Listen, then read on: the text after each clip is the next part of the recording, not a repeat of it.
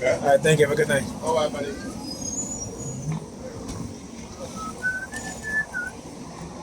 Uh, Gotta listen while I was listening to Peebo Bryson. Anyhow, welcome back to a brand new video of the Targeted Video Program, Targeted Experience. Like I said, Negropeans are going to be in for a wake-up call, and the more they continue to remain asleep, the bigger that Mack truck going to come and smack them in the face. All right.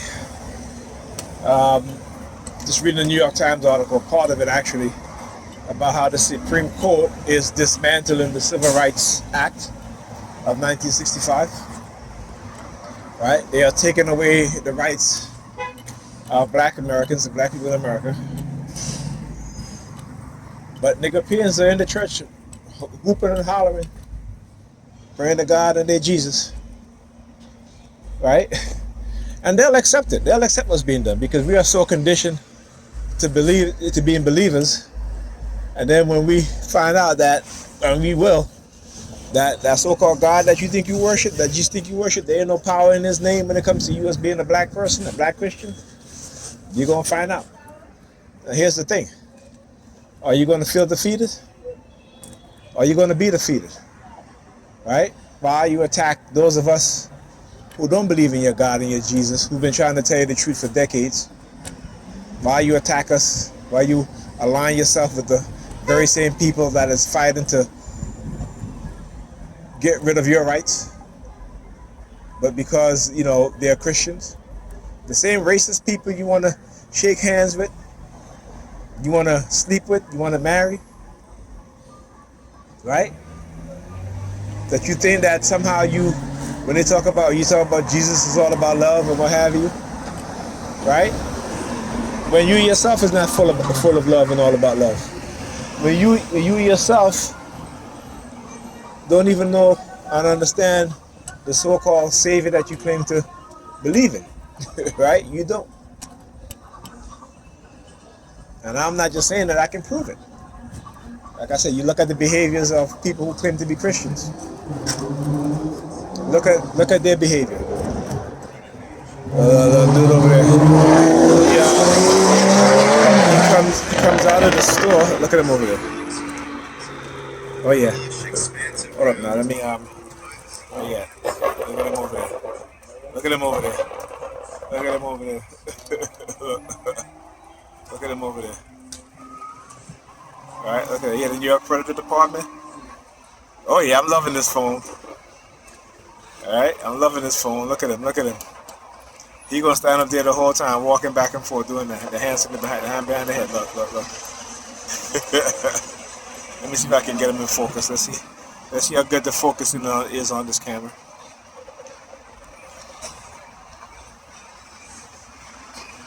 Okay, look at him.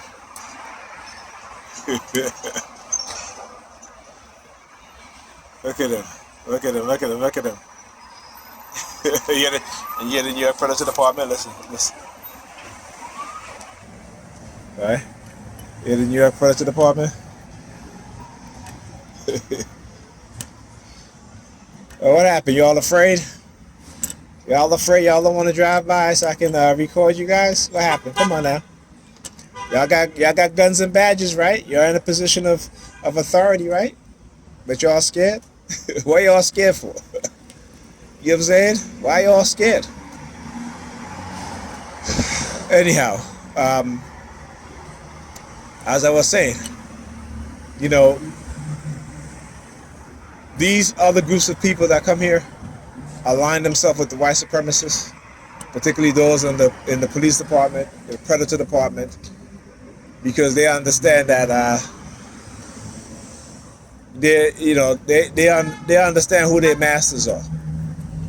They understand that.